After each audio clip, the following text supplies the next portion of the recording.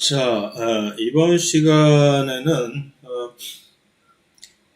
이제 미토콘드리아와 엽록체를 제외한 나머지 세포 소기관들은 전부 내막계의 이론이라고 해도 과언이 아닌데, 이 내막계를 구성하는 세포 소기관들에 의해서 수행되는 기능 중에 아주 중요한 두 가지 기능이 있습니다. 그것이 이름하여 첫 번째 외포작용이라고 하는,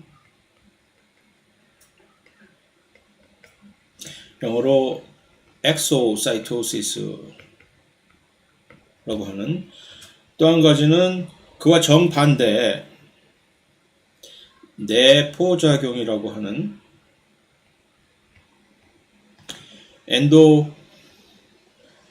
엔도사이토시스라고 하는 두 가지 작용인데, 둘 다 물질을 수송을 하는, 주로 이 물질 중에는 거의 대부분이 단백질인 경우가 많은데,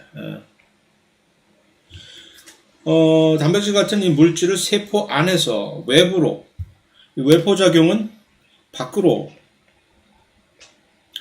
수출을 하는 작용입니다. 내포작용은 이 물질이, 이제 이 내포작용이 더 이상 단백질만에 국한되는 물질이 아니라 거의 모든 다양한 물질들이 안으로, 외부에서 안으로 유입되는, 이 수입되는 것을 이제 조절을 하는 두 작용입니다. 그래서 내포작용에 대한 좀 더 자세한 사안은 이 세 가지 종류의 다른 내포작용이 있는데, 그것에 대해서는 다음 장에서 살펴보게 될 것이고, 이번 장에서는 외포작용에 대해서 좀 더 집중적으로 살펴보게 될 것인데, 그것이 일단 정의를 하자면 외포작용이 무엇이냐? 안에 있는 물질을, 세포 내의 물질을, 안에 있는 물질을 세포막이나 또는 세포 외부로, 그 다음에 또 한 가지는 리소솜, 그러니까 세 가지의 서로 다른 이 목적지가 있다는 얘기죠. 세포막에, 바로 요 점이 그 세포막 단백질들, 당을 달고 있는, 세포막에 붙어 있는 그 막 단백질 중에서 내재성, 인테그랄 멤브레인 프로틴들 언급한 적이 있잖아요. 이 장에서 이 당들을 주로 이렇게 딱 주렁주렁 달고 있는 올리고당들을, 이 내재성 세포 막 단백질들, 막 관통 나선 구조를 가지고 있는 막 단백질들이 요 외포 작용을 통해서 막으로 운반이 되고, 또 다른 단백질들은 아예 막에 박혀 있는 것이 아니라 세포 밖으로 완전히 나이아가라 폭포에서 던져버리듯이 낭떠러지로 외부로 완전히 분비가 되는 것이죠. 분비, secretion이라고 하는. 그 다음에 그뿐만이 아니라 리소솜이라고 하는, 곧 보겠지만 세포 내에서 소화기관 역할을 담당하는, 모든 것을 갈아버리는 이 리소솜인데, 그것의 수행을, 그 기능을 수행하기 위해서는 그 전문 전담 분해 효소들이라든가 또 다른 이제 그것에 그 환경 조건을 조성하기 위해서 필요한 단백질들이 필요한데, 그들을 또 역시 리소솜으로 정확하게 수정해주는 세 가지 정도의 방향으로 외포 작용이라고 하는 요 과정을 통해서 이들을 옮겨다 주는 것입니다. 거기에 개입하는 세포 내 소기관들은 일단 조면소포체, 그 다음에 골지체, 그 다음에 리소솜, 이들이 이제 참여를 하게 되고, 수성소낭이라고 하는 일종의 임시적인 그런 개별적인 독립적인 막이, 작은 막이 이 사이에서 생성이 되게 돼 가지고서 왔다 갔다, 그중에 수성소낭이라고 하는 것은 모바일이라고 하면 되겠습니다. 움직이면서 이들 사이를 왔다 갔다 움직이면서 이들 간의 물질을 이동을 시켜주게 되는 그런 기능을 하게 됩니다. 그래서 이것을 요약을 해서 들어보는 그림으로서 조면소포체가 이제 rough ER이라고 주로 우리가 얘기하는 좀 ER이 엔도플라즈믹 레티큘럼을 줄인 말인데 여기서부터 이제 웨포 작용이 시작이 되는 겁니다. 그래서 물질 자체가 거기서 포장을 어떤 특정한 방식으로 이동을 하는 게 바로 이 수송 소낭이라고 하는 transport vesicle이라고 하는 수송 소낭의 형태로 이 물질들을 보통 이 안에 있어 운반되는 물질들을 영어로는 카고라고 이제 하는데 이 카고 물질들을 이렇게 다음 목적지인 골지체에다가 골지 운반을 하고 이 안에서 그 물건에 대해서 좀 더 작업을 한 후에 그것도 역시 트랜스포트 베이스가 또 여기서 생성이 돼서 수송소낭이 이 부분에서 사실 조금 좀 더 정확한 얘기로 세포 생물학 시간에 되는 좀 더 정확한 확실한 얘기를 해줘야 될 것 같은데 괜히 불필요한 혼란을 방지하기 위해서 그냥 계속 수송소낭의 형식으로 표현을 합니다만은 그래가지고 이것을 이것이 이제 세포막에 이렇게 같이 소위 말하는 융합이 되면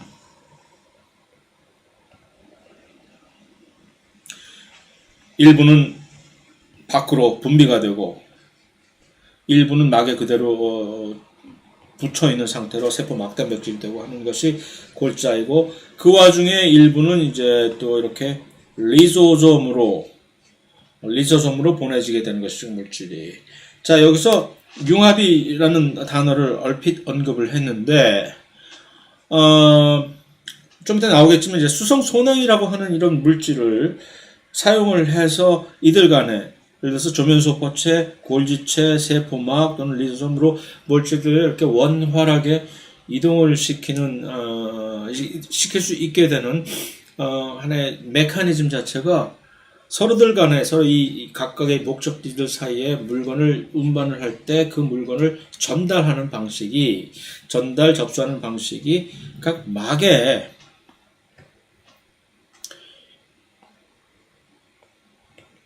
세포막으로 이루어진 세포막 물질들 인질 이중층으로 기본적으로 이루어진 이 세포막 물질들이 이들이 서로 간에 퓨전이라고 해서 융합을 통해서 지질로 이루어진 이 물질들이니까 서로 간에 이렇게 융합이 되면 스르르 마치 내가 벽을 타고 쑥 들어가듯이 벽이 나에게는 아무런 장벽이 되지 않은 것처럼 그러면 정말 좋겠는데 스르르 들어갈 수 있게 해주는 것이 이 과정의 매우 중요한 골자입니다. 그래서 세포 막단백질을 또한 이런 과정을 통해서 세포 막단백질들이 전부 수송이 되는 과정이기 때문에 처음에 이 장을 진핵세포에 관해서 시작을 할 때 막에 있는 단백질부터 먼저 상기를 시킨 것입니다. 그 다음에 그 막에 있는 단백질들이 전부 그 당단백질이라고 글라이코실레이트 단백질이라는 것을 상기시킨 이유도 지금 이 웨포작용과 밀접한 관련이 있기 때문에 미리 복선을 깔아둔 것인데 다시 정리하자면 웨포작용을 통해 가지고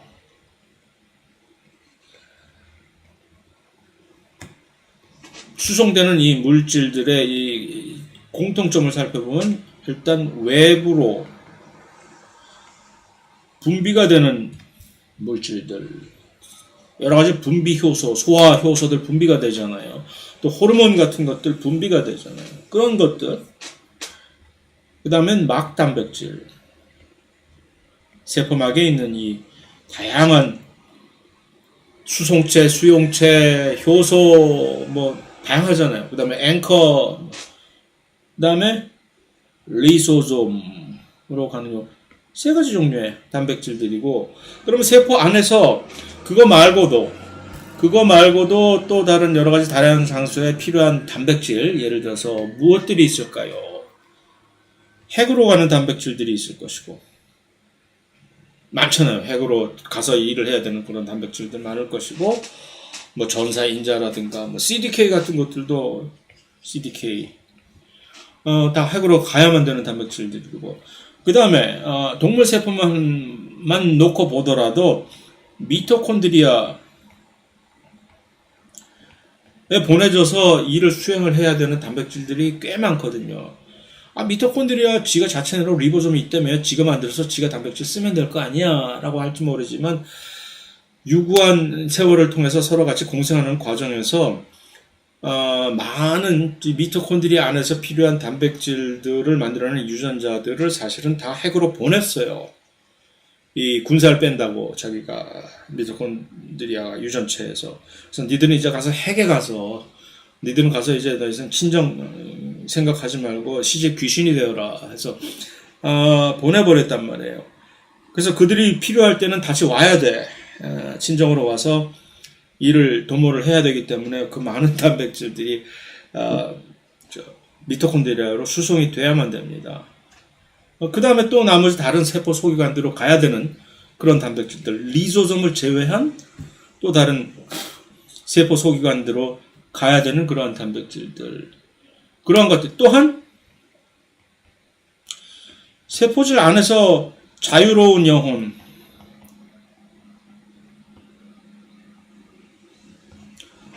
그냥 세포질을 돌아다니면서 여러 가지 일을 해야만 되는 그런 단백질들이 있을 거 아닙니까?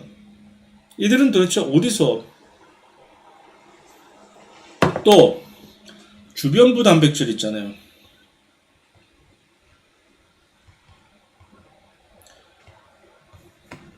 막단백질, 인테그랄이 아닌, 붙박이 단백질이 아닌 묻어있는 그런 주변부 단백질, 이들은 전부 외포작용에 포함이 되지 못한 아웃캐스트들이 되는 거죠. 나는 외포작용 한번 경험해보고 싶은데 나는 안 끼워주네 하는 이 친구들, 따로 이들은 이렇게 수송이 잔담이 되는 겁니다. 그래서 단백질이라는 것을 우리가 놓고 볼 때, 단백질은 합성이 어디서 시작됩니까? 단백질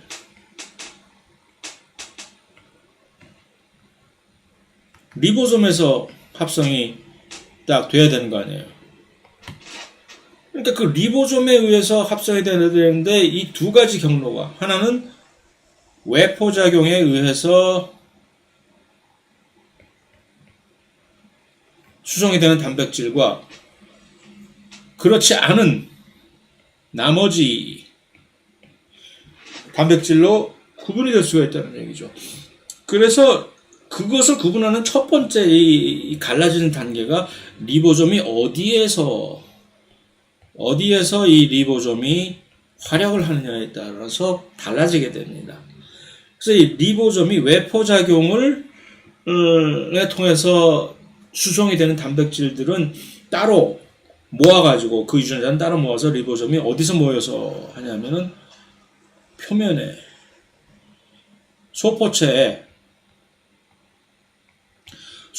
표면에 다다다다다닥 붙어가지고, 왜냐하면 거기가 바로 출발 선상이기 때문에 그렇습니다. 그래서 이들을 이름하여 조면 소포체라고 이름을 하는 것이고, 면이 거칠다. 전자해명으로 보니까 뭐가 이상하게 까만 점들이 다다다다다닥 붙어있는 막이 있더란 말이죠. 이거 뭐라고 이름 지을까? 조면 소포체라고 짓자. make sense. 그렇게 되는 것이죠. 그래서 그 과정을 이제 우리가 들여다보려고 하는 것이고, 지금 토이의 이 디스커션에 불행히도 빠지게 되는 나머지 다른 잡다한이라고 얘기하지만 각자의 그 단백질을 보면 엄청 중요한 것들이잖아요. 핵으로 가서 엄청난 중요한 기능을 수행해야 되는 단백질 좀 많겠어요. DNA 중합효소, RNA 중합효소 다 핵으로 보내줘야 되잖아요. 히스톤은 어쩌고, 히스톤 단백질 전부 다 핵으로 보내줘야 돼. 그 다음에 미토콘드리아에 가서 중요한 역할을 해야 되는 단백질, 그 다음에 그냥 인생 뭐 있대 하면서 세포질에서 떠돌아다니는 단백질들이 있을 것이고, 그 다음에 주변부 단백질, 뭐 이런 것들. 이들은 전부 또 다른, 그러니까 조면소포체에 붙어 있는 이 리보솜이 있는가 하면, 나머지 자유로운 영혼을 닮은 이 프리라고 합니다. 프리 리보솜이라고 하는데, 뭐가 불리하다는 얘기지? 이들은 그 막에 이렇게 붙어 있지 않고 세포질에 그냥 둥둥 떠 있는 듯한 방식으로 이렇게 쫙 존재하는 그런 리보솜들이 있다는 얘기죠. 그들이 바로 이 나머지 단백질들을 합성을 전담하게 되는 이 두 가지의 큰 이 갈림길이 생긴다라는 얘기입니다. 전사라는 과정을 통해 가지고서 유전자의 작용에 의해서 단백질들의 잠재적인 정보가 튀어나왔는데 이제 부품 초운의 뜻을 품고 그 RNA들이 세포질로 왔는데 그 RNA가 나중에 운명이 어떤 종류의 단백질을 만들어낼 것이냐에 따라서 이렇게 여기서 명확하게 리보솜에 의해서 분류가 되는 거죠. 리보솜들이 딱 보더니 너 일로 와. 너는 저기 외포작용을 통해서 가야 되는 녀석이다. 마치 저승사자가 너는 천국으로 가야 될 녀석이다. 너는 지옥으로 가야 될 녀석이다 하는 분류하는 거. 그것은 좀 얘가 좀 그렇다.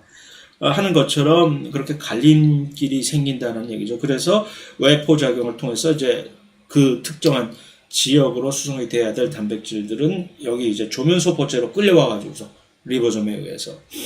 그러니까 리보솜들이 얼핏 우리가 생각하기에 아무 생각 없이 외포작용을 통해서 이제 수송이 되는 단백질들은 조면소포체에 있는 표면에 붙어 있는 리보솜들에 의해서 합성이 된다라고 생각하면 얼핏 보면 그냥 리보솜들은 그냥 언제나 그 조면소포체 표면에 붙어 있게 되는 움직이지 못하는 하고 있다가 낚시질처럼 이렇게 기다리고 있다가 거기에 있는 RNA가 오면 낚아채 가지고 여기서 시작을 하는 것처럼 생각을 할 수 있으나 그렇지 않고 리보솜들이 마치 계속 왔다 갔다 이 위성과 지구 사이를 셔틀을 왔다 갔다 하는 우주 왕복선처럼 이들이 마구 분주하게 왔다 갔다 하면서 자기들이 끌고 와야 될 어떤 RNA들을 끌고 와야 되는지를 명확하게 알게 돼요, 이들이.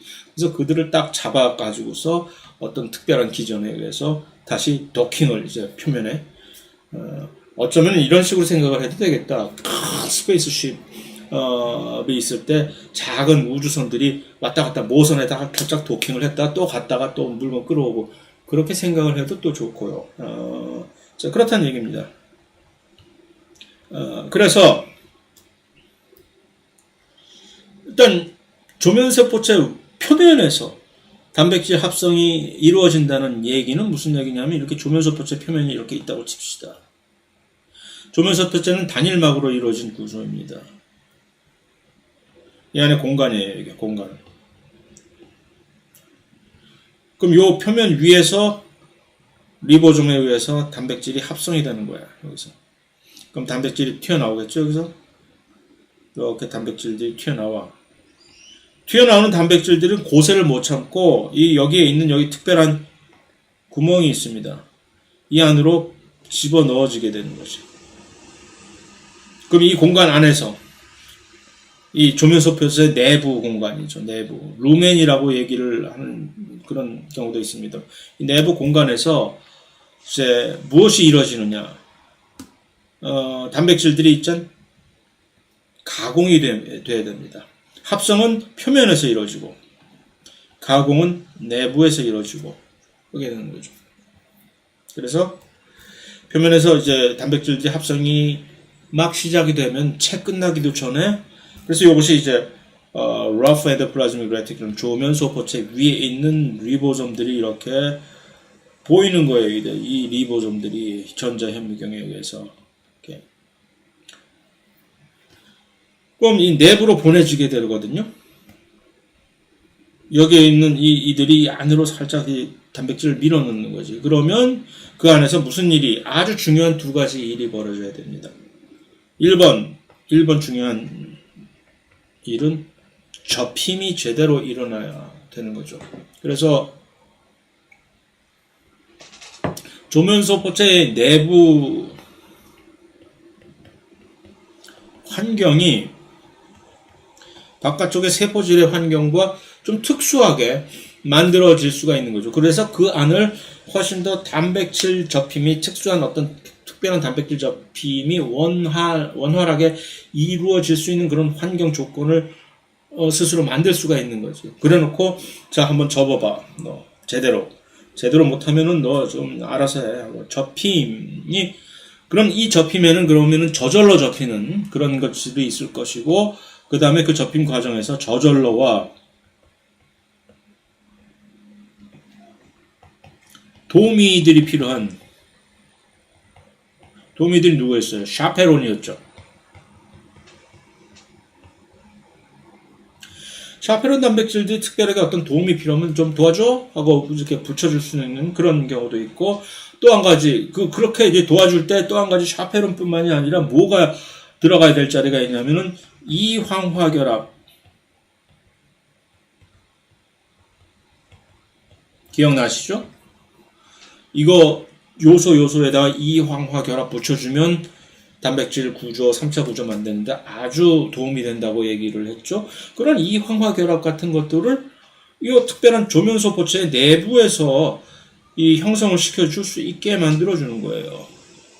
그러니까 이 이황화결합을 이런 조면소포체 내부에서 하게 해주면 대표적으로 인슐린 같은 거 분비할 때 이황화 결합이 매우 중요한 거예요. 거기 몇 개 중요한 부위에 이황화 결합을 붙여야 제대로 된 인슐린이 단백질이 이렇게 접힘이 이루어지는 것이고 항체도 보여드렸잖아요. 항체를 만들 때 이황화 결합이 제대로 잘 형성이 거기서 돼야 된다는 것이고 이런 조면소포체가 없는 세균은 이황화 결합이 그러니까 세포질 내에서 이루어질 수가 없기 때문에 그래서 이제 좀 이 진핵세포를 유전공학 기법에 의해서 진핵세포를 원핵세포 세균에서 발현을 시켜서 그것을 이용해 보겠다고 하는 과정에서 난관에 봉착하는 경우가 원래 의도했던 대로의 구조를 가지지 못한 단백질이 세균에서 만들어지게 되는 거죠. 전혀 이황화 물론 세균도 이황화 결합을 만들어낼 수 있는 장소가 있기는 하나 세포질은 아니다라는 얘기죠. 그래서 그런 복잡한 내용까지는 괜히 또 쓸데없이 긁어부스러 만들 필요는 없는 것이고 그래서 첫 번째가 그러니까 접힘이 원활하게 일단 여기가 마지막 기회입니다. 이 조면소포체 안에서 단백질 접힘이 제대로 이루어져야지 여기서 잘 못했는데 좀 나중에 하면 안 될까요? 그게 안 되는 거죠.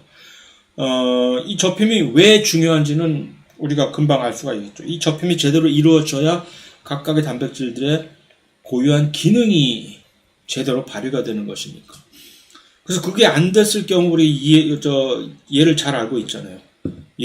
CFTR 요 단백질이 돌연변이가 생기면 그 낭포성 섬유증이 생기는 그 단백질 돌연변이 단백질이 왜 생긴다고 했어요? 델타 506 요거 뭐가 페닐알렌 F506이 페닐알렌이 하나 이빨이 빠지는 덕택의 접힘이 제대로 안 이루어져 가지고서 조면소포체 내부에서 빠져나가지 못하고 전부 믹서기로 갈아서 파괴가 되어버린다고 얘기죠. 그러니까 그렇게 여기서 혹독한 이 검증 과정을 거쳐가지고서 왜 갈리겠어요?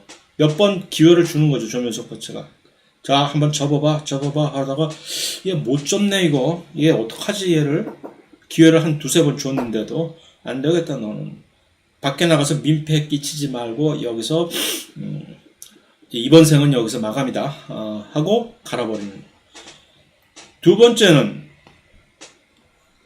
매우 중요한 이 당이 부착이 됩니다. 당이 일단은 기본 화장이라고 하면 좀 얘기를 할까?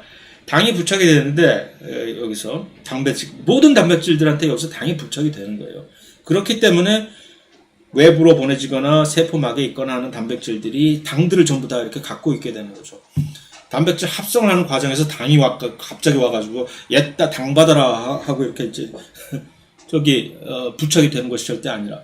그러니까 그것을 전담하는 효소들이 이 안에 존재를 한다는 얘기인데 조면소포체 안에서 이루어지는 그 당 부착의 형식을 우리는 특별하게 뭐라고 N-glycosylations이라고 구분을 해서 얘기를 하기도 합니다. 여기서 N이라고 하는 얘기는 아미노산의 특별한 부위에 당을 부착할 수 있는데 그 특별한 아미노산이 누구냐면 아스파라긴이기 때문에 이 N, 아스파라긴의 끝 머리를 따서 N-glycosylation이라고 하는데, 왜냐하면 또 다른 형태, 두 가지 형태 당부착이 있어요. 요거 수송 단백질이라고 하는 N-glycosylation이냐, 또 다른 형태 O-glycosylation이라고 하는 골지에서 처음으로 이제 처음이자 마지막으로 형성이 되는 그런 물론 일반 생물학 수준에서 N-glycosylation과 O-glycosylation을 구분하는 그런 일은 누구도 요구하지 않습니다. 요즘 세태에서는 한 10수년 전까지만 해도 일반 생물학을 제가 강의할 때 미국에서 얘기죠 물론 미국에서 강의할 때 분명히 N과 O-glycosylation을 구분해서 가르쳤었으나 요즘은 이 트렌드가 어디서도 일반 생물학 속에서 이걸 언급하는 것 같지가 않아서 나도 그 트렌드에 맞춰서 언급을 하지 않고 있습니다만은 어쨌든 그렇다라는 얘기입니다. 사실을 얘기하자면 그렇다. 그래서 다 끝났어. 다 맞춰서 단백질이 다 접히고 글라이코실레이션도 그 N-글라이코실레이션이 다 완성이 됐어. 그럼 얘는 ready 보내야 돼. 다음 단계가 바로 골지체입니다. 그럼 다음은 목적지가 어딥니까? 골지체인데요. 어떻게 운반을 할까? 배 태워서 보내자. 그러한 보트, 페리 보트 역할을 해주는 것이 바로 이 수송소낭이거든요. 그럼 수송소낭은 어디에 있을까? 마치 큰 유람선이 있으면 작은 구명 보트 하나씩 딱딱딱 내려가지고서 실어가지고 사람을 또는 물건을 보내는 것과 같은 비슷한 방식으로 가지고 있던 것을 어떻게 만드느냐? 꼬집어서 자기 일부분을 꼬집어가지고서 하나를 뭘 이제 소낭을 만들어내는 거예요. 이런 식으로. 그래서 여기서 첫 번째 당이 접히고 이제 당 부착까지 되고 당이 부착이 되고 잘 접혔어 제대로 완성이 된 거야 이제. 그러면 가자 할 때 이 녀석을 어떤 작은 코너로 이렇게 구석으로 세운 다음에 여기를 밧줄로 동여매서 끊어버리는 거죠. 그럼 갑자기 코너에 몰린 이 친구는 갑자기 뭐야? 여기서 뚝 끊겨서 독립적인 배에 태워져서 마치 저쪽으로 보내지는 것처럼 공포에 절규하게 되겠죠? 나 어디로 보내는 거야? 하고 그래서 어디로 가긴 걱정하지 마. 골지로 가게 된다. 이것이 바로 수송소낭입니다. 근데 다시 강조하지만 이런 식으로 트랜스포트 베시클 수송소낭이라고 하는 그러니까 수송소낭이라고 하는 것이 그러니까 어디 따로 특별하게 존재하는 그런 물질이 아니라 있는 거 엉덩이 살 붙여서 갖고 이제 뺨에다 붙이듯이 그냥 어디서나 뚝뚝 띄어내 가지고서 같은 막으로 된 성분이니까 막이에요 막 성분. 그러니까 조면서포체의 일부 막의 일부가 떨어져 나가가지고서 이제 수송소낭이 되어버린 거죠. 그래서 그 얘기가 이제 일부가 분리돼서 형성이 되는 것이다. 조면서포체뿐만 아니라 골지체 그 다음 단계의 목적지인 나도 수송소낭 만들 수 있어. 세포막도 사실은 아무 데서나 나도 뭐 그런 거 만들 수 있어. 그래서 그럼 이들의 이제 일하는 방식은 이거 떼어낼 때 우리는 이것을 budding out 이렇게 또 띄어져 나니까 출하라고 한국말로 얘기를 할 수가 있고 그들을 다시 또 다른 목적지에다 갖다가 이렇게 부착을 시킬 때는 이것이 융합이라는 형태로 같이 스스럼 없이 같이 그 일부가 다시 돼버리는 거죠. 이게 독립적으로 있다가 그 어떤 다른 큰 막으로 된 구성 부분의 같은 일부분으로 흡수가 이렇게 딱 돼버리면 그 안에 갇혀있던 물질은 그냥 자기의 의지와는 상관없이 그냥 그 안으로 퉁 하고 들어가게 버리게 되는 거잖아요. 그런 식으로 이제 물건이 이동이 되는 것입니다. 그래서 소낭에는 이런 수송소낭이라고 하는 주로 이제 조면소포체에서 골지로 가는 물질한 그런 소낭을 수송소낭이라고 얘기를 하고 골지에서 이제 완전히 밖으로 내보내게 하는 형태로 이것을 사용을 하게 되면 많은 경우에 이것을 분비하는 소낭이라고 해서 secretory vesicle이라고 얘기를 하는 경우도 있습니다. 그래서 수송소낭, 분비소낭들이 그냥 마구 움직이는 모습이 단면으로 보여지는 그림입니다. 골지는 두 번째 목적지인 웨포작용의 그 다음 목적지인 골지는 팬케이크처럼 되어 있어요. 팬케이크 여러 장층으로 쫙 쌓아가지고서 저기다 전부 그 뭐니 그 꿀 비슷한 거 뭐지 요새는 단어가 이렇게 생각이 자주 안 나지. 어쨌든 그거 있잖아요. 그거 쭉 발라가지고서 먹으면 참 맛있겠다 하는 생각이. 그래서 하나하나의 그 팬케이크, 그 기본적인 팬케이크를 시스터나라고 얘기를 합니다. 그래서 시스터나는 사실 복수이고 시스터네이가 돼야 하나의 개수가 시스터네이라고 해야 하나하나의 개별적인 팬케이크가 되는 것이고 그것들을 전부 통틀어서 언급하는 것이 시스터나라는 복수 형식이 되겠죠. 그래서 이런 식으로 전자현명에서 보면 실제로 이렇게 여러 층이 그러니까 몇 개의 시스터나로 되어 있느냐 하나의 골지가 세포 안에서 그거 역시 그때 내가 어떤 세포이냐 어떤 기능을 지금 수행하고 있냐에 따라서 달라질 수가 있겠죠. 이게 그래서 골지라는 이름 자체는 옛날에 이탈리아의 이거 의사인지 생물학자인지 제가 확실히 다시 확인이 들어도 까먹으니까 요새는 인데 그래서 한 개체 내에서 조직에 따라서 뭐 한 개만 가지고 있는 경우도 있고 20개에서 수백 개까지 개수 역시 천차만별인 것이고 그런데 이제 이 개수가 이렇게 많은 경우는 주로 어디가 있겠어요? 분비샘 세포, 췌장이라든가 뭐 하는 이렇게 밖으로 무엇을 내보내야 되는 기능이 주로 목적인 그것이 내 직업이야 하는 그런 조직 또는 세포에서는 골지가 상대적으로 훨씬 더 많이 잘 발달이 돼서 존재하게 되겠지요. 그래서 이 골지라고 하는 것 자체가 이름이 골지 요새는 골지 애퍼라투스라는 식으로 이름을 많이 하는데 옛날에 제가 중학교 고등학교 심지어 중학교 고등학교 때 조를 좀 졸면서 들었던 생물 시간에는 이거를 골지 시체라고 이제 되어 있었어요. 이게 골지 시체 교과서에 아직도 그 기억이 왜냐면 이름이 너무 특이해서 골지 시체 뭐지 무명 시체 하는 것처럼 골지 시체라고 되어 있는데 어느 날 갑자기 다시 오랜만에 생물학을 들으려고 미국에서는 골지 애퍼라투스라고 또는 골지 바디 옛날에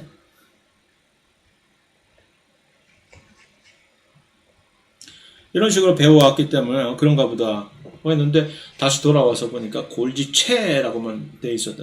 이제는 더 이상 누구도 골지 시체라는 얘기를 안 해. 그래서 뭔가 하고 봤더니 이게 사람 이름을 따서 한 거였구나. 그럼 옛날에는 그때 당시에 옛날 한국은 훨씬 더 예의를 차리는 것에 좀 더 신경을 써서 거기다가 미스터를 붙여줬구나. 미스터 골지라고 골지 시체 라고 느끼고 한국도 참 많이 변했구나라는 생각을 여기서 하게 됐다는 얘기인데 쓸데없는 소리로 이렇게 자꾸 시간을 까먹을래? 이 골지체 자체 기능은 뭐에 비유하면 딱 좋은가 하면은 우체국 중에서도 우편 집중국이라고 있잖아요. 이것은 일종의 물류센터 비슷한 곳입니다. 우편물의 물류센터 비슷한 곳이 우편 집중국인데 그래서 마구 물건들이 그곳으로 집화가 되면 분류가 거기서 돼야 되는 거거든요. 일종의 물류센터 허브라고 할 수 있죠. 그래서 거기서 막 분류를 해서 이것은 절로 보내고 이것은 이쪽으로 보내고 하는 이 분류 및 수송이 여기서 이루어지는 거죠. 골지에서. 그래서 어떻게 분류를 하냐. 크게 세 가지 경로로 분류를 여기서 해줘야 돼요. 어떤 단백질이라든가 어떤 물질들이 들어오면 이 친구들 1번 보내줘야 되는 세포막과 외부로 보내줘야 되는 그러니까 이건 동일한 운명을 가지고 있는데 세포막에 그대로 남아있는 친구들은 일로 들어올 때 골지체로 들어올 때 이미 막 상태에 수송소낭으로 들어올 때 수송소낭의 내부에 있는 것이 아니라 이들은 여기에 박혀 있는 거예요. 수송소낭에. 그러니까 조면소포체에서 만들어질 때 벌써 이들은 완전히 들어가지 않고 여기서 막에 그냥 붙어 있는 친구들이지. 그들을 다시 포집을 해서 이렇게 막 소낭의 형태로 보내버리니까 이런 것이고, 그렇기 때문에 이들은 이제 이 안에 이 당 부착이 여기서 이렇게 이 안쪽으로 내부로 이렇게 당 부착이 되는 것이고, 이들이 안으로 안 들어오고 이렇게 막에 아직도 걸쳐 있게 되는 이유는 왜 그렇겠어요? 여기에 뭐가 있어서 그럴까? 바로 이 부분이 막관통 나선 구조가 바로 여기 있기 때문에 안 들어가고 이렇게 있게 되는 거죠. 이 정도 수준의 내용은 사실 세포생물학에서 다뤄야 되는 내용인데 여러분들 많이 궁금해 할까봐 이렇게. 아니 왜 어떤 애들은 막에 붙어 있고 어떤 애들은 같이 가는 애들인데 밖으로 낭떠러지로 떨려 나가는 거지? 그러지 않고 이 막관통 나선 구조가 없는 단백질들은 여기 안에 이렇게 박혀 있는 거죠. 이렇게 있다가 이들이 나중에 골지도 갔다가 뭐 이제 세포막으로 같이 융합을 하게 되면 이들은 완전히 낭떠러지로 떨려 나가는 거고, 이들은 세포막에 아직도 남아 있게 되니까 얘네들은. 그러니까 이들은 막단백질로 휴 나는 살았다 하게 되는 거죠. 그래서 그러한 종류의 단백질과 두 번째는 리소솜으로 보내져야 되는 단백질들이 있어요. 이따가 리소솜을 보게 되면 그때 어떤 단백질들이 필요한지 알게 되겠지만, 세 번째는 얘는 이제 돌려보내는 환불 원정대. 잘못 온 거지. 무지엔 조면석포체에 있어야 할 녀석들이 잘못하다 낮잠 자다가 같이 끌려 들어오는 녀석들. 이건 다시 돌려보내야 되거든요. 이런 일이 많이 발생을 합니다. 그러면 이 친구들한테는 다시는 그러지 마, 실수하지 마 하고 차비 주어서 다시 수송소낭 태워가지고서 보내버리는 거죠. 근데 또 와. 그래서 이 세 가지 종류의 분류를 해야 되는 거죠. 뭐 쉽네 뭐 이거 아니면 저거 아니면 세 가지 그거 못하겠어 라고 생각하실지 모르지만, 아니 골지에서 무슨 재주가 있다고 이걸 전부터 정확하게 알아가지고서 분류를 하겠어요. 근데 하는 거죠. 사실은 이것을 우편 집중국이라고는 비유를 하는 것 자체가 이들을 어떻게 다 알고서 분류를 하겠어요. 우편 번호가 있거든요. zip 코드가 다 고유한 단백질마다 쭉 만들어지면 그 단백질 내부에 그 자체 내에 우리가 무슨 백신을 맞으면 그 안에 칩을 박아 놓는다는 황당무계한 소리를 하는 것처럼 단백질이 만들어지면은 그 단백질 자체 내에 어떤 특별한 코드가, 그래서 이것을 우리 이제 세포생물학자들은 이것을 이 세포의 무슨 zip 코드라고, 단백질의 zip 코드라고 표현을 이제 비유를 합니다. 그래서 내가 어디로 가야 될 물질이다라는 것을 표시를 가지고 있어요. 그것 때문에 단백질 자체가 어떤 단백질은 핵으로 가야 된다, 나는 미토콘드리아로 가야 된다라는 것을 세포에서 알아서 이미 초기 단계에서 분류해서 보내게 될 수 있는 하나의 일환이기도 하고요. 두 번째는, 그러니까 분류를 잘 해야 되는 거죠. 두 번째는 당부착을 이제 또 하는 거지. 당단백질을 하는데, 그러니까 조면세포체에서 부착을 한 당은 보고 골지체에서 당 부착을 전담하는 효소들이 비웃는 거지. 야, 너 그 머리 어디서 깎았니? 참 촌스럽게도 깎았다. 일로 와, 내가 다시 해줄게. 해서 이런 훨씬 복잡한 새로운 형식의 당 부착 형식인 O-글라이코실레이션이라고 해서, 왜 이것을 O라고 하냐면은 OH 중에서도 타이로신을 빼고 OH기를 가진 아미노산이 시린하고 이 스리오닌 요 두 개가 있잖아요. 시린하고 트리오닌을 해갖고 요 H 띄워버리고 여기다가 O 링키지를 달아가지고서 산소에다가, 그래서 당을 여기다 붙이는 것을 O 글라이코실레이션이라고 합니다. 요게 처음으로, 이러한 기술은 조면소포체에서 있는 초짜들은 전혀 발휘를 못하는 기술이다라고 자부를 하면서 골지체에 있는 당부착 효소들이 이것을 열심히 수행을 하고 있고, 그 다음에 이 N-글라이코실레이션도 이제 훨씬 더 복잡하게, 이거 다시 해, 이거. 어디서 이렇게 촌스럽게 글라이코실을 해왔어? 그래서 쭉쭉쭉쭉 잘라내고 다시 거기다 붙이게 되는 경우가 많습니다. 이들이 이렇게 훨씬 더 복잡한 당 단백질을 부착할 수 있는 이유는 층층씩이야. 방이 여러 개가 있다는 거죠. 1층에서 시스터나가 여러 개가 있잖아요. 1층에서 이런 것을 하고 그 다음 단계로 자 2층으로 올라가서 좀 더 하세요. 다 끝나면 3층으로 올려보내서 해서 준비될 때까지 이렇게 하게 되는 거죠. 쓸데없이. 그래서 매우 복잡하고 현란한 모습의 당 부착이 여기서 가능하다라는 얘기죠. 그러면 훨씬 더 정확하게 외부에서 우리는 어떠한 단백질들이 어떠한 특별한 자기 자신의 아이디를 표출해놓는지를 쉽게 구분할 수가 있을 거 아닙니까?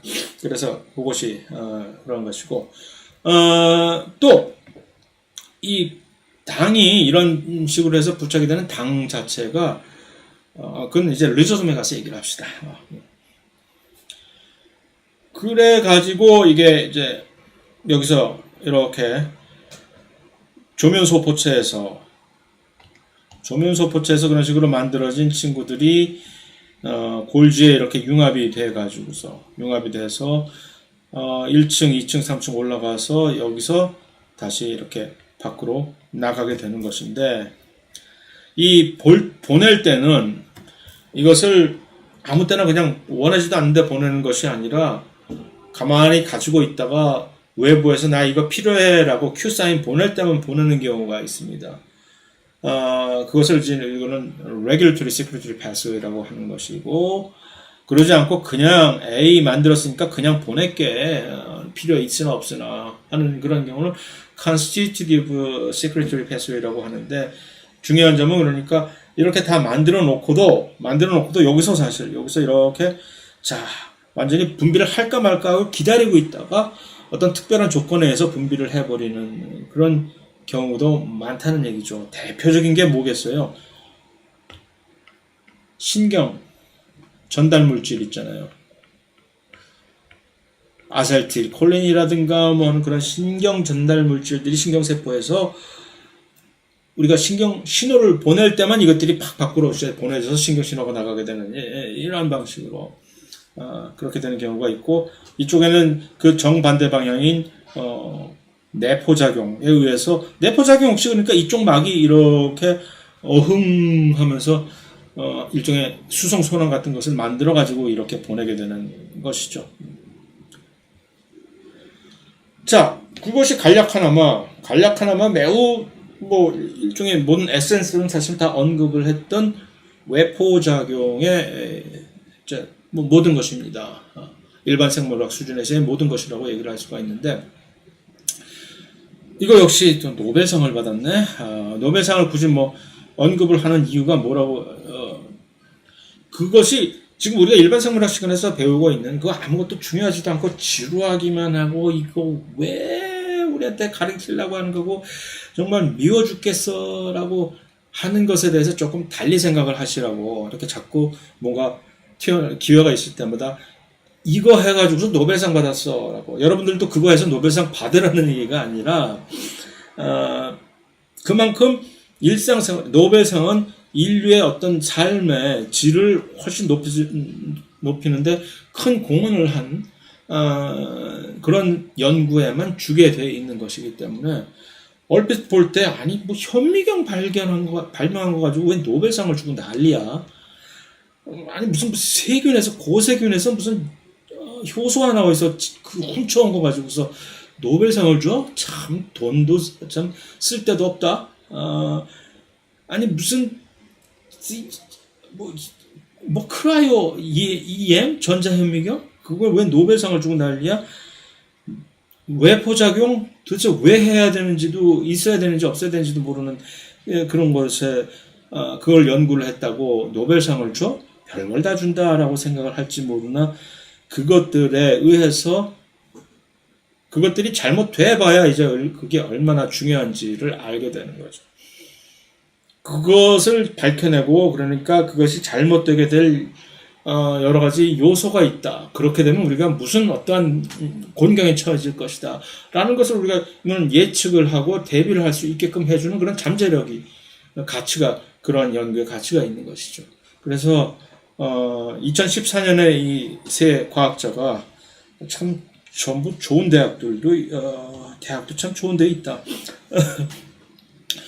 이 과학자들이 결국은 이제 노벨상을 이 분야에 대해서 연구에 대한 업적에 대한 공로로 받게 되었으나 사실 이들이 그래서 결국 그것을 우리는 이제 일반 생물학 시간에서 마취나는 모든 것을 다 알고 있다는 듯이 이렇게 설명을 해주고 있지만 이들의 십수년간에 걸친 오랜 시간 동안의 연구의 결과라고 얘기를 할 수가 있습니다.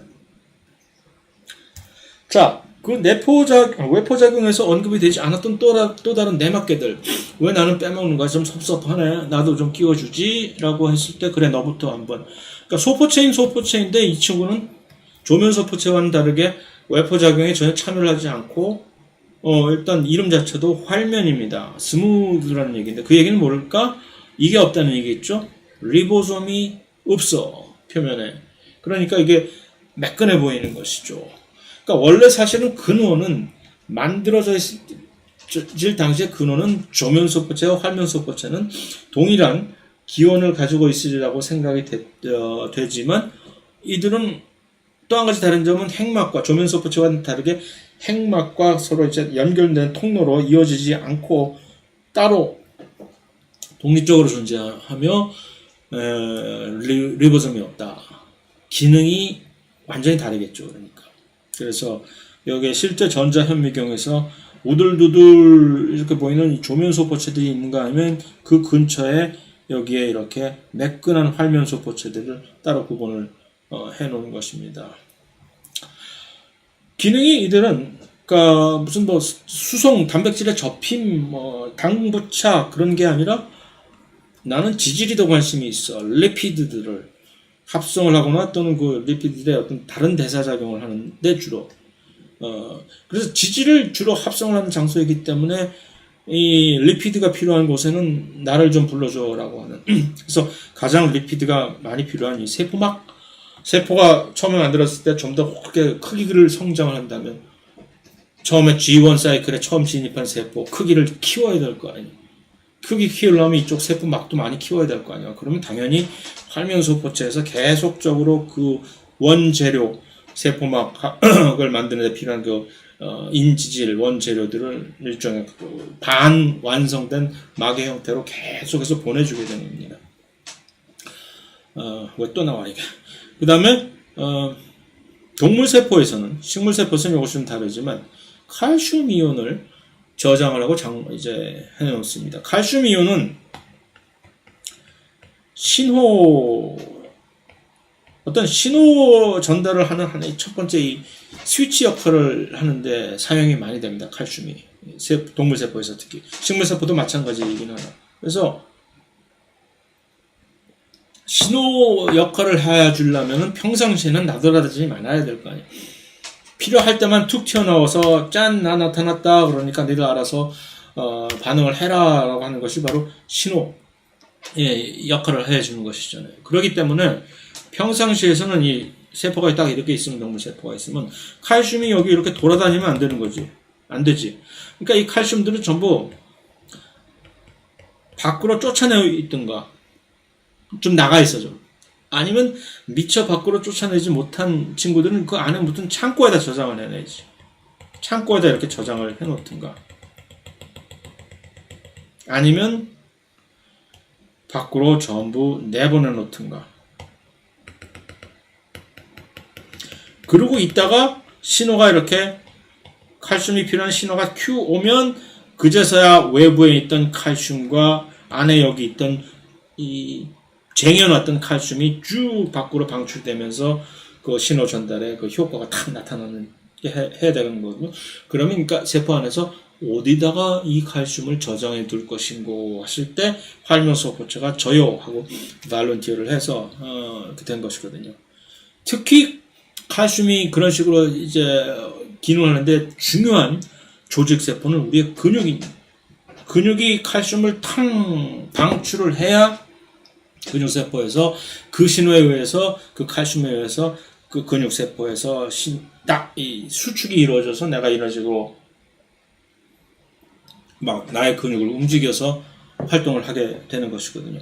그러니까 그 칼슘이 어떻게 방출이 될 수 있냐는 신호는 여기서 먼저 신경신호가 가야 되는 것이고 그 신경신호가 간 신경신호가 여기에 있는 여기를 때려서 일단 이쪽에 있는 여기 파랗게 이렇게 보이는 것들이 바로 그 활면 소포체들이 근소미들을 덮고 있는 그런 활면 소포체들입니다. 여기서 칼슘이 확 방출이 돼서 그 신호 전달이 시작이 되는 겁니다. 그 근육세포에서야 그 활면 소포체들을 특히 이 사코플라즈믹 그냥 무슨 스무즈 엔도플라즈믹 레티큘럼이라고 얘기를 안 하고 근육세포에서는 특히 이것을 사코플라즈믹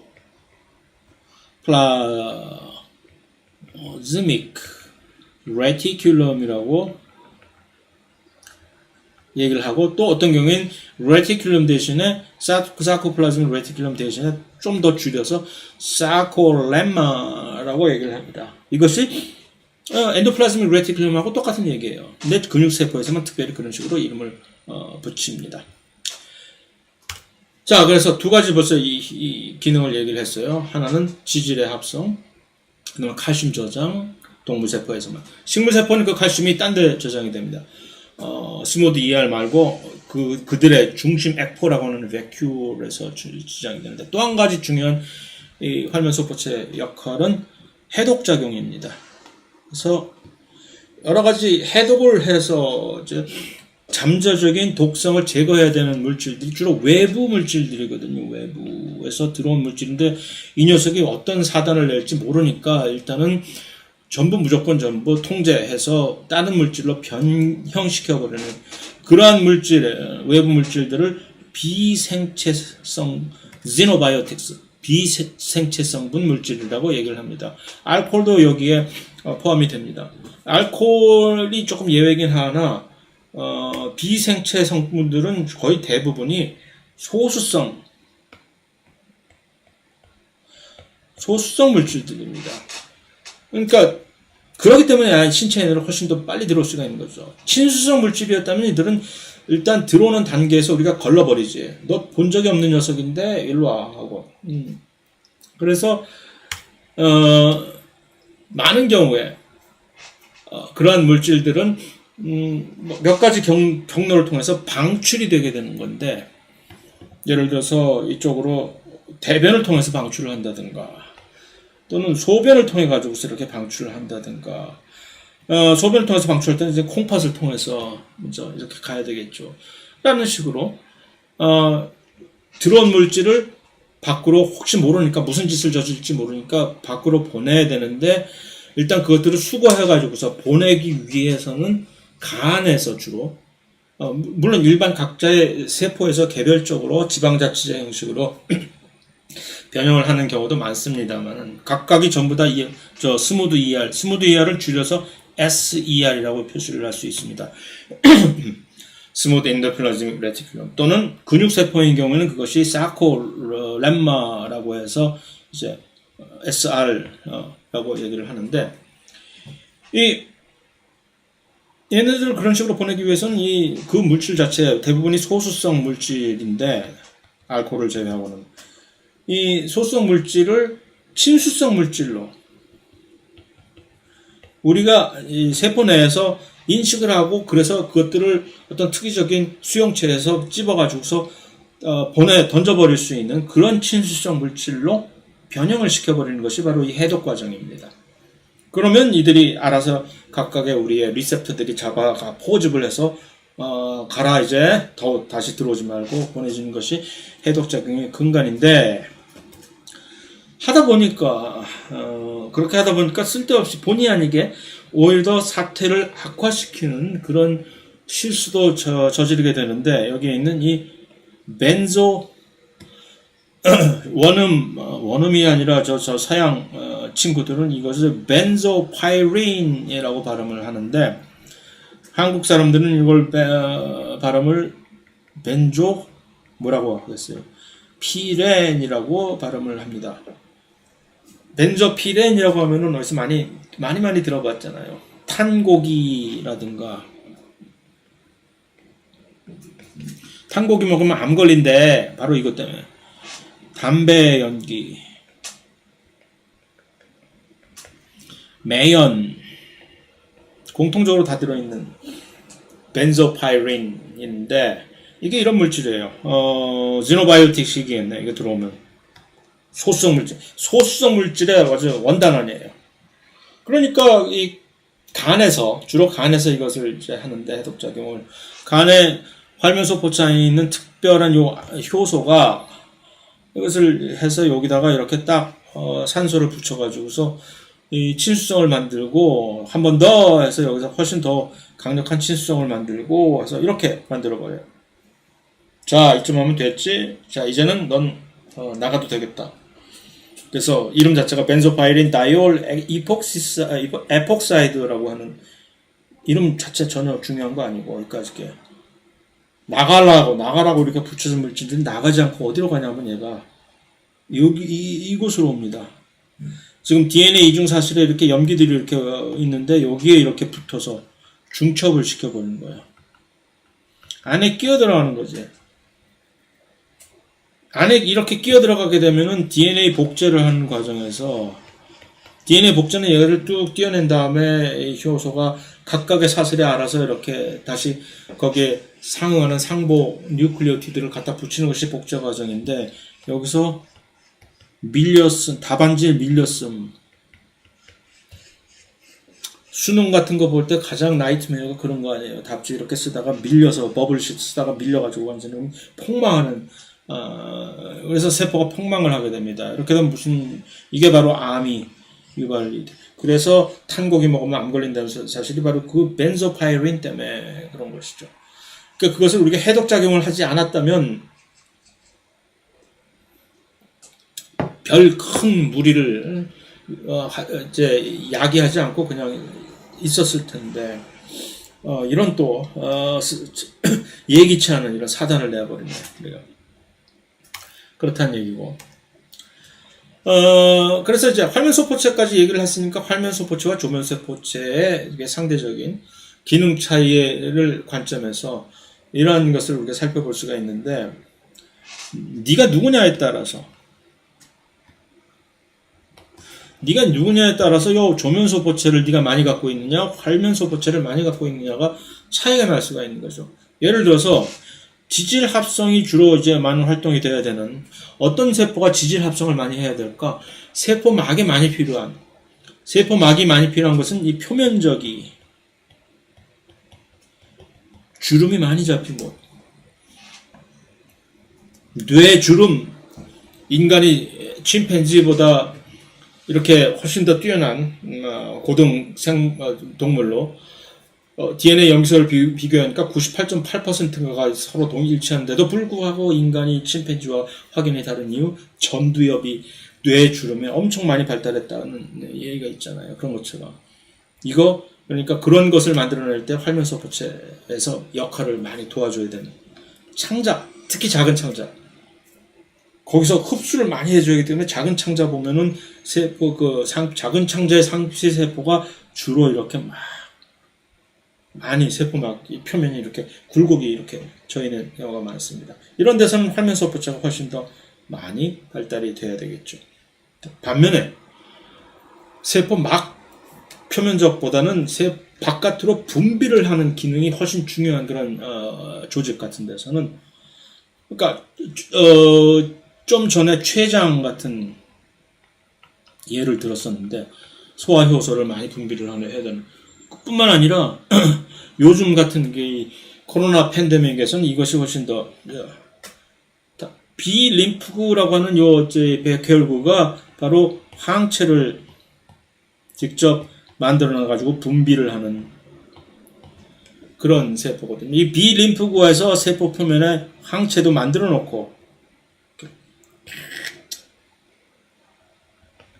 항체를 수용체처럼 그려놓으면 어떡하니? 이렇게 항체가 직접 이렇게 자기 만들어서 있고 또 만들어서 이렇게 분비도 해버립니다.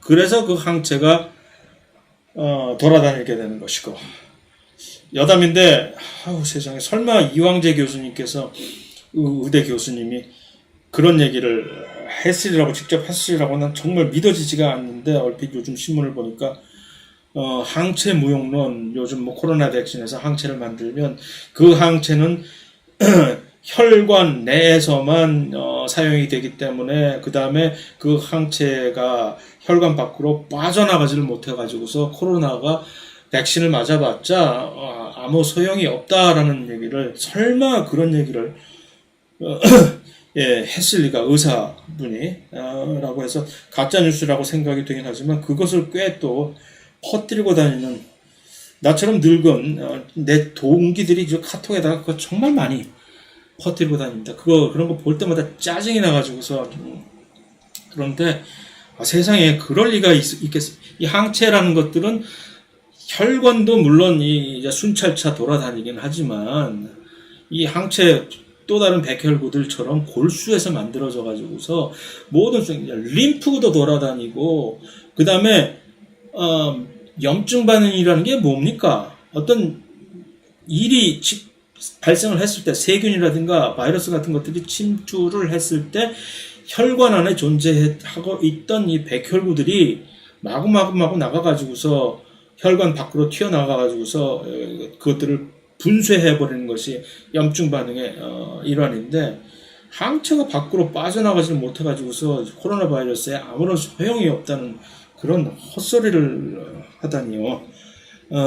잠시 또 흥분을 했는데 그렇다라는 얘기고 자 리소솜이 이제 그 활묘소포체는 그 정도로 했으면 충분하고 요 외포작용에서도 하나의 그 외표적인 물질을 받아주는 하나의 종착지 중에 하나인 리소솜은 얼핏 언급을 했지만 세포 내에서 소화기관 마치 세포 내 위처럼 작용을 합니다. 이제 소화기관인 것이에요, 이게.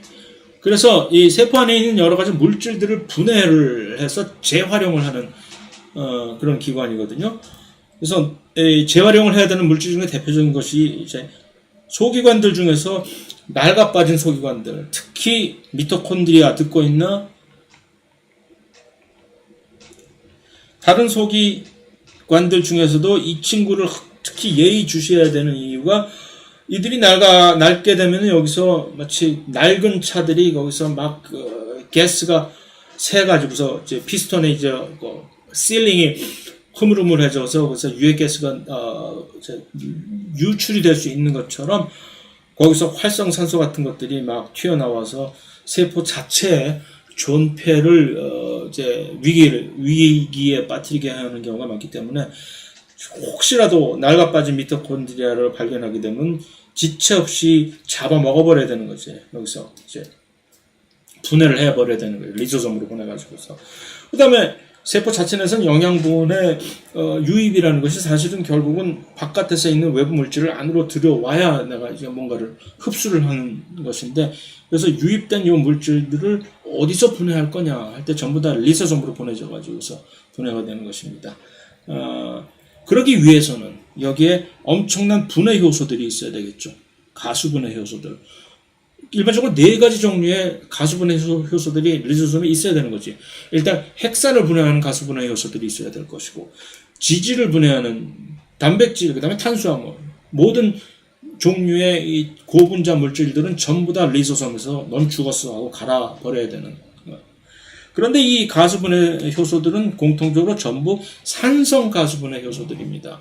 그러니까 낮은 pH 이상에서 일을 훨씬 원활하게 잘하는 산성 가수분해 효소의 대표적인 효소 중에 우리 위에 있는 펩신이라고 하는 단백질 분해 효소가 그 아주 극심한 이 위산이 득실되는 그 조건에서 단백질 분해를 원활하게 할 수 있는 그런 효소인데 그런 것처럼 리소솜 안에서도 그런 산성 조건에서 특이적인 가수분해 효소들이 존재하는데 그들이 전부 어디서 만들어져야 되겠어요? 골지에서 그쪽으로 보내줘야 되는 거지. 외포작용을 통해 가지고. 뿐만 아니라 산성 조건은 그럼 누가 만들어내느냐? 양성자 펌프라고 하는 특별한 펌프 뭐라고 그랬죠? ATP를 사용을 해서 특별하게 수송을 해야 되는. 왜냐하면 이것이 그 농도 기울기라고 하는 농도 기울기라는 것은 농도가 많은 곳에서 농도가 적은 곳으로 물질이 자연적으로 디퓨전, 확산이 되는 그런 힘을 농도 기울기라고 얘기를 하는 거죠. 그러니까 농도 기울기라는 것은 그 차이에 그 농도 차이가 크면 클수록 마치 이 높이가 클수록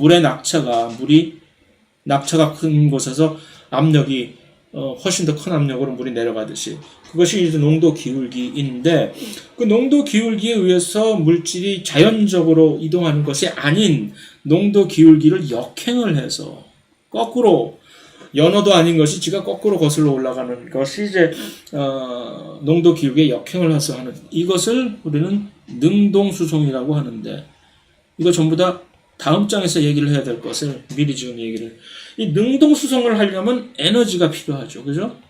자연적이지 않으니까 그것에 주로 이제 ATP 가수분해가 사용이 되는데 그래서 그 ATP를 사용을 해서 능동수송을 하는 그런 수송체들을 펌프라고 얘기를 합니다.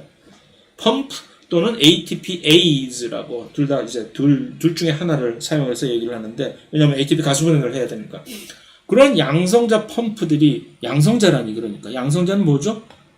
프로톤이잖아요. 프로톤. 양성자를 그런 식으로 능동수송을 하는 펌프입니다. 자, 산성과 양성자가 결부가 되잖아요. 산성 조건을 만들기 위해서는 수소이온이 농도가 높아야 되는 건데 그 높은 수소이온 농도를 어떻게 유지를 할 것이냐. 바로 양성자 펌프에 의해서 지속적으로 이것을 지금 이 양성자 펌프의 그림이 여기서 있습니다. 양성자 펌프 하나가 ATP 가수분해를 이용을 해서 수소이온을 지금 이미 수소이온이 이렇게 많아서 pH가 낮아져 있는 이 상태에 계속해서 보내고 있는 것이죠. 바깥쪽에 수소이온의 pH는 예를 들어서 pH가 약 7점 정도 0도 정도 될 텐데 그러니까 수소이온을 저절로 물론 수소이온은 저절로 못 가지만 어떤 수소이온을 따로 전담해서 수송하는 수송체가 있어야 들어가지만 세포막을 통과 못하니까 다만 이것을 농도 기울기에 역행을 해서 뿜어내는 것이 양성자 펌프인 것이죠. 이것이 그래서 양성자 펌프가 여기서는 4개만 이렇게 표시가 되고 있지만 훨씬 그보다 더 많겠지요, 당연히. 그 다음에 이 안에는 여러 가지 산성 가수분해 효소들이 쫙 이렇게 질비한 것이죠. 그리고 이쪽에는 물론 또 여기에 있는 당 단백질들은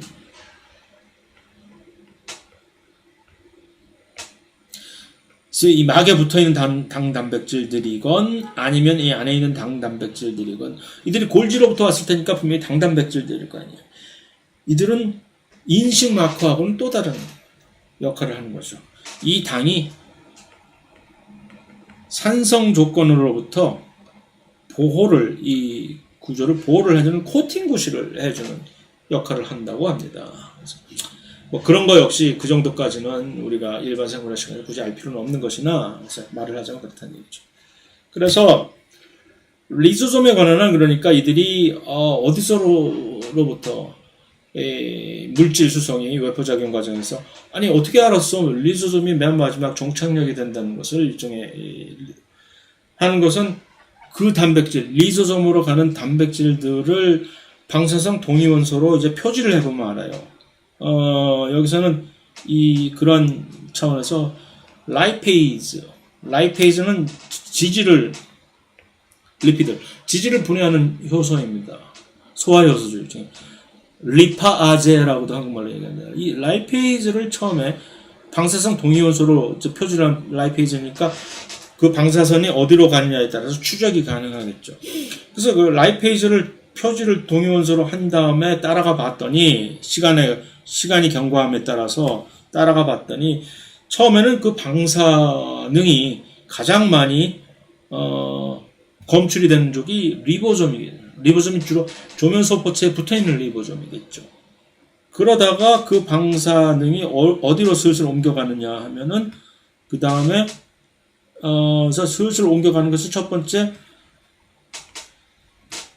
조면소포체 이 아래 루멘 안으로 들어간 조면소포체 얘기겠죠. 그 다음에 어디로? 골지로 슬슬 이렇게 옮겨가다가 이제 라이페이즈니까 여기로 이제 레이저점으로 시간이 경과할 수. 그러면 이제 우리가 라이페이즈는 어떤 식으로 이렇게 이동을 하는구나라는 것을 알 수가 있는 것이죠. 이것을 이렇게 방사성 동위원소를 가지고도 할 수 있지만 또 한 가지 이것을 추적할 수 있는 또 한 가지 좋은 방법은 뭘까요? 이 라이페이즈에다가 융합을 GFP 퓨전을 붙이면 방사능 피폭 염려 없이 실시간으로 현미경 안에서 이게 어디로 어떻게 가는지 추적이 가능하겠죠? 야, 이거를 시험 문제를 내가 이렇게 딱 해서 냈으면 정말 좋은데 불행하게도 이게 시험 범위에 포함이 안 되게 돼서 얼마나 개인적으로 안타까운지 모르나 할 수 없죠. 약속은 약속이니까. 그 다음에 리소좀은 그래서 외포작용인 측면에서는 종착역이고 또 이 안으로 내부로 유입되는 이 내포작용을 관장하는 측면에서 내포작용 역시 종착역입니다. 내포작용의 모든 물질들의 종착역. 모든 외부에서 들어오는 내포작용을 통해서 들어오는 물질들은 리소좀으로 보내져서 거기서 다 분해가 되어버리는 거죠. 그러니까 그것을 위해서 이 외포작용을 통해서 그것에 필요한 여러 가지 효소라든가 펌프를 받아서 준비하고 있다가 장사 준비하고 있다가 문 열면 이제 내포작용을 통해서 온 물질들을 전부 분해시켜 버리는 거죠. 바이러스 같은 것들도 나중에 또 다음 장에서 사실 얘기해야 될 얘기지만 이 내포작용을 통해서 사실 들어오는 물질들이거든요. 바이러스들. 그러면 리소좀으로 전부 보내줘서 다 분해가 돼야 마땅한 것입니다. 그런데 그러면 아무 걱정이 없을 텐데 바이러스가 가만히 있을 리가 없잖아요. 그래서 들어와서는 어떻게 해서든지 리소좀으로 자기가 안 보내주고 탈출을 하는 기술을 익히고 와가지고서 들어와서 탈출해버리는 거죠. 그래서 내포작용을 통해서 들어온 물질을 지금 이것이 리소좀인데 시뻘겋게 이미 나는 산성이다라는 걸 표출하기 위해서 일부러 시뻘겋게 해놓은 이들이 안으로 들어온 물질과 융합을 하게 되면 이 안에 있는 물질들은 이제 완전히 초토화되는 거죠. 그 다음에 이제 밖에다 갖다 버려요. 이제. 또, 아까 얘기한 낡은 세포 소기관들을 분해한다는 그것이 이제 자가포식작용이라는 것으로 우리가 표현을 하는데, 오토페이지라고 영어로 해서. 그래서 오래된 세포 소기관들을 분해하는데, 세포 소기관들이 오래된 낡은 것들이 혹시 없어도 어떤 경우에는 자가포식작용을 그냥 하는 경우가 있어요. 굶었을 때. 음식물이 안 들어오네? 어쩌지? 그러니까 이게 일종의 스트레스가 되는 거죠. 영양결핍 스트레스. 이럴 때 멀쩡한 세포 소기관들을 제살 깎아먹기를 통해 가지고서 분해를 해버립니다. 왜냐하면 살아야지. 지금 곧 오겠지. 곧 뭔가 음식이 공급이 되겠지라는 전제 조건 하에 있는 세포 소기관들을 분해를 시키는 거죠. 이것을 우리는 그러니까 자가 포식 작용이라는 걸 이렇게 크게 두 가지 형태로 발생을 한다는 얘기죠. 하나는 낡은 세포 소기관들, 당연히 해야 되는 낡은 세포 소기관들. 두 번째는 낡지 않았는데도 불구하고 세포 소기관들을 그런 식으로 잡아먹어가지고 카니발리즘을 일으켜서 이 굶주림 조건에서 이제 살아나갈 수 있도록 해주는 것. 그런 두 가지 조건인데 특히 이 두 번째 이 자가 포식 작용이 그 무엇이 됐든지 간에 그 자가 포식 작용을 통해 가지고서 그러니까 간헐적 단식이라는 거 있잖아요.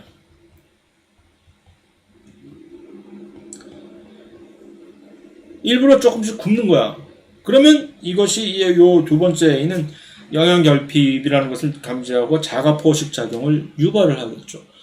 그런 과정에서 낡아버린 이 미토콘드리아 같은 것을 세포 소기관들을 분해를 함으로써 우리가 수명을 늘릴 수 있고 건강하게 살 수 있다는 것이 일종의 요즘에 새로운 화두로 등장하고 있는 거죠. 그래서 간헐적 단식이 우리 몸에 좋아지게 되는 하나의 이 원인 제공이 바로 이것을 통해서다라고. 그것이 얼마나 사실인지는 좀 더 연구를 해서 지켜봐야 되겠으나, 그래서 그 자가포식 작용에 관해서는 또 역시 이건 왜 노벨상을 맨날 툭하면 그래서 이 좀 오수미라고 하는 일본의 그 매우 장인 정신에 투철한 이 과학자분께서 오랜 세월 동안 자가포식 작용에 대한 연구의 공로로 법적으로 최근에 또 노벨상을 받게 됐습니다. 페록시즘은 그냥 간단히 넘어가는데 미소체라고도 하는데 왜 그냥 한마디 언급을 하고 언급할 가치가 있는 것이 활성산소는 주로 미토콘드리아에서 주로 많이 발생하는데 자기가 저지른 똥을 남이 치워주는 경우로 이 페록시즘이 페록시즘이라고 영어로 제대로 된 발음이고 한국말은 페록시즘 그냥 로 주로 많이 발음을 합니다. 여기 나와 있는 뭐 하이드로젠 페록사이드라든가 또는 이거보다 훨씬 더 악랄한 활성산소 같은 것들을 여러 가지 다양한 효소들이 얘들을 제거를 중화시켜주는 역할을 해줍니다. 그러한 또 지방산도 분해를 하고 그래서 이 미토콘드리아하고 또 엽록체 역시 비슷한 방식으로 활성산소를 많이 발생하게 되는 곳이기 때문에 이들하고 아주 물리적으로 육체적으로 가깝게 아주 친하게 지냅니다.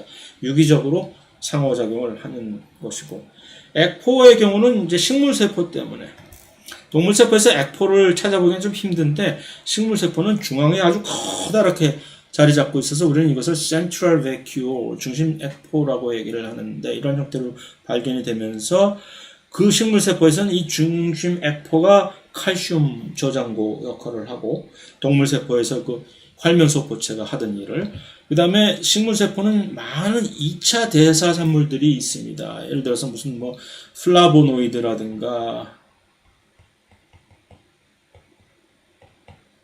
또 여러 가지 다양한 안토시아닌이라든가 우리가 몸에 좋다고 알려진 여러 가지 2차 대사 산물들 이를 주로 이제 액포에다 저장 일종의 창고 또는 쓰레기장이라고 할까나 그러니까 식물세포가 점점 커질수록 머추어해 갈수록 액포의 크기가 훨씬 더 커져요.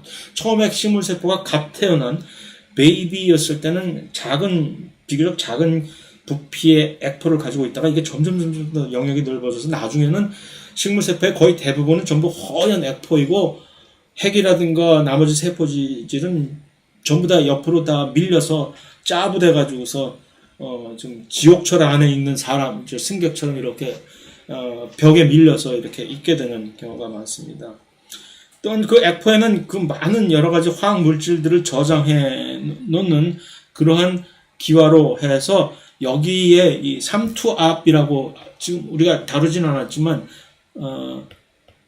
삼투라고는 하는 현상은 물이 이렇게 두 영역이 이제 구분이 되어 있을 때 물은 여기서 통과할 수 있고 염분은 이 막을 통과를 못할 경우에 예를 들어서 여기에 염분의 농도가 이렇게 많이 있고 이쪽에 염분의 농도가 적게 있다면 물은 어디로 이동을 하겠어요? 물은 이 염분의 농도가 높은 곳으로 물이 이동을 해서 궁극적으로 두 개의 염분의 농도를 균형을 밸런스를 이루어주기 위해서 이렇게 움직이는 거 아니에요. 이것을 이제 삼투 현상이라고 하는데 이 안에다가 액포에다가 많은 염분을 저장을 해 두게 되면은 염분이 여기선 소듐 클로라이드라는 얘기는 아닙니다. 소듐이 워낙 독성이 강해가지고 특히 그래서 많은 소듐을 저장해 두면 안 되지. 그래서 다른 종류의 염을 저장을 해 두면 물이 그쪽으로 흘러 들어가려는 그 기화로 인해서 세포 자체가 피부가 탱탱해지는 거죠. 보습작용이 돼서. 그래서 그러한 것을 우리는 팽압이라고 얘기를 하는데, 그래서 그 팽압을 통해 가지고서 세포는 세포 내에 부피를 탱탱하게 유지하고 또 이것을 가지고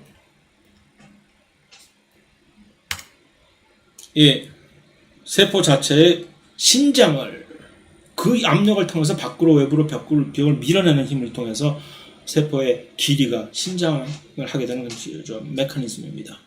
마지막으로 세포벽, 식물의 세포벽은 동물이 가지고 있지 않은 세포벽은 주 성분이 셀룰로즈이며 그 옆에 약간 펙틴이라고 하는 그런 물질이 같이 좀 추가가 돼서 이루어진 세포벽인데 그것은 우리는 1차 세포벽이라고 얘기합니다. 식물세포가 각 분열 후에 만들어지는 비교적 야들야들 플래시한 이 연약한 그런 세포벽입니다.